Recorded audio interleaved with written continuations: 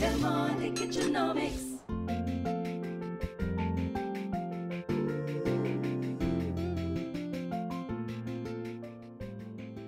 Hello everyone! We're back here in Tiaong for another Quezon cooking adventure with Del Monte Kitchenomics. This is the second part of our Quezon Culinary Adventure series. Partner, alam mo kapag nakakarinig ako ng lagaslas ng tubig, parang masarap kumain ng Pinoy comfort food. Naku partner, agree ako dyan. Dahil today mga ka-Kitchenomics, gagawa tayo ng isang comfort food from Quezon. Gagawa tayo today ng kinulob na manok, Kitchenomics style.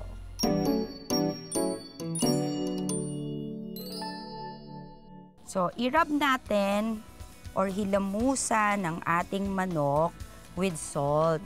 Yan, hugasan natin to ng mabuti para maalis yung lansa at of course, maalis din yung asin. And then, set aside. Okay, yung slimy part dun sa balat ng manok, yan yung tinatawag natin na lansa. Kailangan maalis natin yan para hindi mahalo sa flavor ng chicken.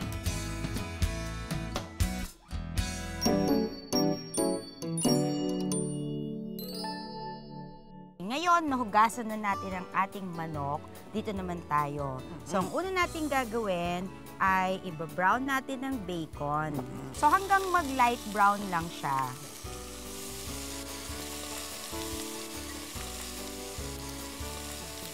So, ngayon, nag-brown na siya. Tanggalin na natin ang sobrang oil. Okay. Tabi muna natin ang bacon.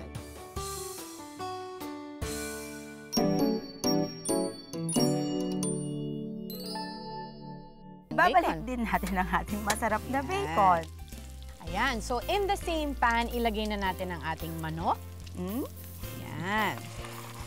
Isama na natin ang patatas, onions, chorizo. Kung walang chorizo, pwede din namang lukban longganisa. Pwede din yan.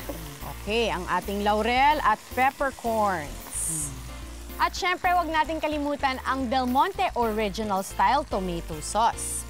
Ito ang gold standard sa mga tomato sauce dahil sa kanyang rich color, thick texture at premium tomato taste, kaya perfect base ito sa mga paborito nating recipes tulad nitong kinulob na manok na specialty ng Quezon. So ngayon, add na natin ang ating patis and green onion. Ayan. So, at this point, ilagay na natin yung broth, partner. Broth. Yes. So, just until makover lang natin yung manok.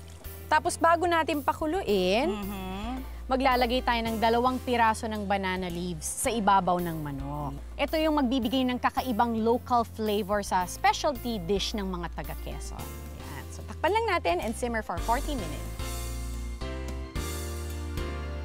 Perfect ito sa sa ating mga family Wednesdays. Yes. Siguradong uuwi ang buong pamilya para dito. Swak na swak kasi itong kinulob na manok sa panlasa, hindi lang ng mga bata, kundi ng mga matatanda. Okay, so ngayon, check na natin kung tender o bango, kung tender ang ating manok. Wow. Yan. Pwede na. Pwede na natin yan. So, malambot na. So, we're ready to serve. Kinulob na manok, Kitchenomics style. O, partner, tikman na natin. Ito na. Kanina ko pa gustong tikpan to eh. Excited na ako. Ang sarap. Wow.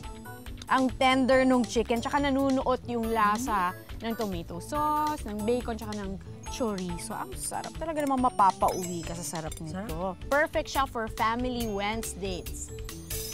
Mga ka-Kitchenomics, there are many ways to get our recipes. You can go to our website, Facebook page, Twitter, and of course, you can text DMK to 2600. Sa mga merong Del Monte Kitchenomics mobile app, you can now enjoy its newest feature, the Weekly Meal Planner.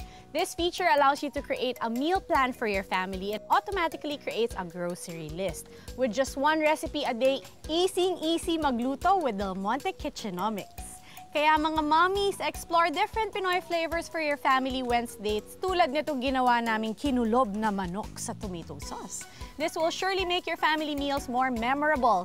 See you again in our next Quezon culinary adventure dito sa Del Monte Kitchenomics, the expert meal planning partner for 30 years. Happy cooking! Del Monte Kitchenomics.